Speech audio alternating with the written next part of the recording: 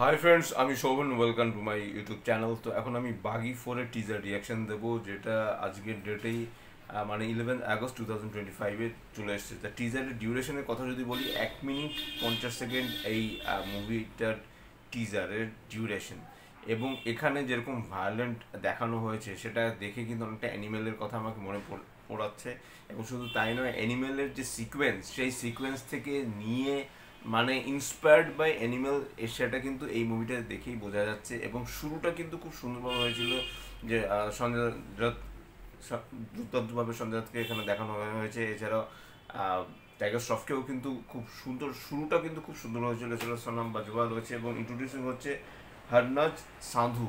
First time তাকে এবার আমরা বড় পর্দায় দেখতে পাবো, এবং এটা ডিরেক্টেড বাই হর্ষ। এবং সত্যি কথা অর্থে দেখুন, সাজিদ নাদিয়াওয়ালা সে অ্যাজ এ প্রথমে প্রডিউসার ছিল, ঠিক ছিল। প্রডিউসার থেকে তারপরে সে যখন স্টোরি স্ক্রিন প্লে লিখতে আরম্ভ করেছে, তখনই কিন্তু সব কিছুর মামাসি এক করে দিয়েছে, একদম অখাদ্য করছে। হাউসফুল 5 সেটার হলো প্রধানতম উদাহরণ, এবং প্রডিউস বাই টিসিডি, সেটা আপনারা জানেন। তো মোদ্দা কথা হলো, সাজিদ নাদিওয়ালা তার যে মুভিগুলো ম্যাক্সিমামই এখান থেকে টোকা, সেখান থেকে টোকা, বিভিন্ন জায়গা থেকে টোকা, সেগুলো আমরা জানি, তাতে কোনো প্রবলেম নেই।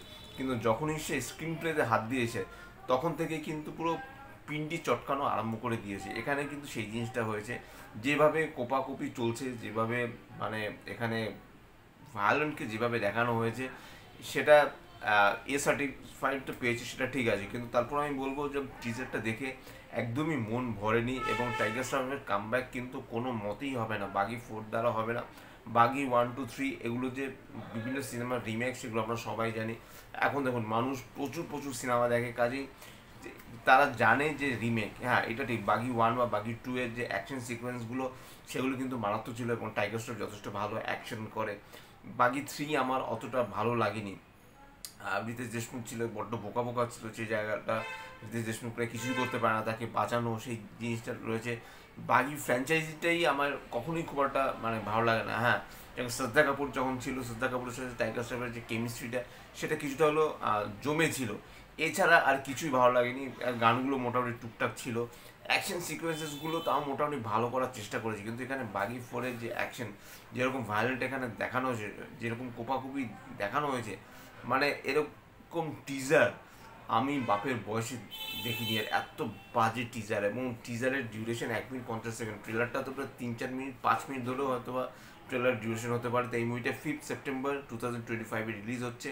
এই মুভিটা যে সুপার ফ্লপ হবে এতটুকু বোঝাই যাচ্ছে।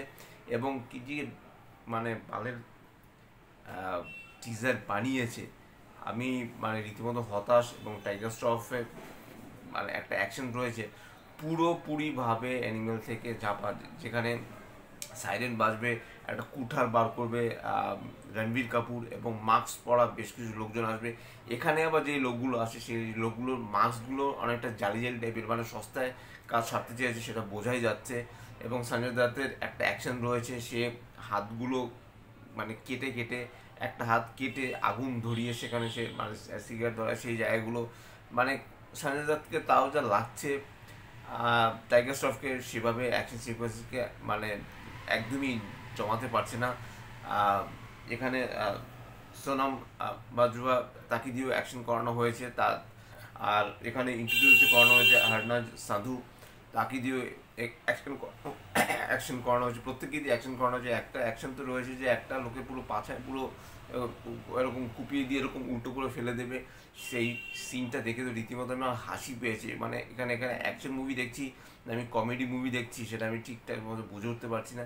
তা সব মিলে কিন্তু আমি রীতিমতো হতাশ। এবং সাজিদ নাদিয়াদওয়ালা ক্রমশ তার সিনেমা প্রচণ্ড মানে ব্যাকফুটে চলে যাচ্ছে। হাউসফুল 5 কিন্তু যে পরিমাণ টাকা তারা ইনভেস্ট করেছিল, সেরকম সেই টাকা কিন্তু তারা তুলতে পারেনি। হাউসফুল 5 কিন্তু মানে ফ্লপ ভার্ডিক্টই কিন্তু পেয়েছে। মানে সুপার হিট বা সেমি হিট বা হিট ব্লকবাস্টার কোনো তকমাই কিন্তু তারা লাগাতে পারেনি। তারা যতই বাড়ি বাড়ি বলুক না কিন্তু কোনো মানে হাউসফুল 5 কিন্তু রীতিমতো ফ্লপ ভার্ডিক্টই কিন্তু পেয়েছে। তা সব মিলিয়ে কিন্তু আমি টিজারটা দেখে রীতিমতো হতাশ। এরকম মানে মার্কো থেকে নেয়া, অ্যানিমেল থেকে নেয়া, এখান থেকে ঝাড়া, ওখান থেকে ঝাড়া, পুষ্পা থেকে ঝাড়া, মানে অ্যানিমেল থেকে ঝাড়া, মার্কো থেকে ঝাড়া, আমি মানে বিভিন্ন জায়গা থেকে ঝেড়ে ঝুড়ে নিয়ে এরকম একটা হিন্দি সিনেমা আমি করছি। বিভিন্ন হিন্দি সিনেমার থেকে অ্যাকশন সিকোয়েন্সেসগুলো নিয়ে করছি, কেন মাথা থেকে কিছু বেরোবে না নাকি? মানে এতই ফাঁকা মাথা নিয়ে আপনি যদি কাজ করেন, আপনার তো এখানে পয়সা রয়েছে, প্রচুর টাকা ইনভেস্ট করছেন।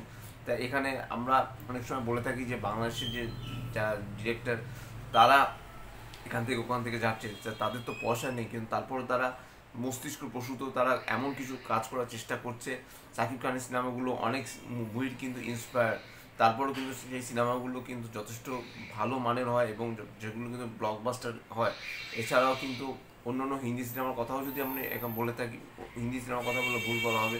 আমি যদি পশ্চিম বাংলার সিনেমার কথা বলে থাকি, সেখানে কিন্তু বাজেটের কারণে কিন্তু হয়তো বা অনেক ইন্সপায়ার্ড হয়ে অনেক মুভি বানানো হয় বা অনেকভাবে কিন্তু চেষ্টা করা হয় যাতে পুরোপুরি নিউট্রালভাবে কিন্তু স্ক্রিন প্লে লেখেও কিন্তু অনেক সময় আমরা ভালো সিনেমা বানানোর চেষ্টা করি। হয়তো বা সিনেমাগুলো হিট হয় না, কারণ যেহেতু এখানে সিনেমা হলের অবস্থা খুবই খারাপ, কিন্তু তারপরেও এরকম ঝেড়ে ঝুড়ে এরকম সিনেমা বানানোর যে কী মানে, আমার কিন্তু অ্যাটলিস্ট মাথায় আসছে না। তো যাই হোক, তো এরকম সস্তার অ্যানিমেল বলুন বা টাইগার শ্রফের অ্যানিমেল বলুন, সেটা 5 সেপ্টেম্বর আসছেন, আপনারা হলে গিয়ে আনন্দ করে দেখবেন। আশা করি আপনাদের বেশ ভালো লাগবে। এবং অ্যাকশন সিকোয়েন্সেসগুলো যেভাবে ঝাড়া হয়েছে এবং বিপ্রাগের গ্র্যান্ড ব্যাকগ্রাউন্ডে বাজছে, মানে সেটা দেখে রীতিমতো আমার হাসি পেয়েছে যে একই রকম সিকোয়েন্সেস কী করে তুলে নিয়ে আসে। তো যাই হোক, এটাই ছিল আমার বাগি 4-এর টিজার রিভিউ বা রিয়াকশন, যাই বলুন না কেন। আপনার চ্যানেলটা যদি আমার চ্যানেল যদি আপনাদের ভালো লেগে থাকে, আমার নিজেরই মাথা খারাপ হয়ে গেছে বাগি 4-এর টিজার দেখে, তাহলে আমার চ্যানেলটাকে আপনারা সাবস্ক্রাইব করবে, তার সাথে লাইক শেয়ার কমেন্ট রয়েছে। ইনস্টাগ্রামের লিঙ্ক, ফেসবুকের লিঙ্ক এবং ইউটিউবের লিঙ্ক আমার ডিসক্রিপশন বক্সে দিয়ে দেওয়া রয়েছে, সেখান থেকে আপনারা কানেক্ট করতে পারেন। টাটা, bye bye, and love you.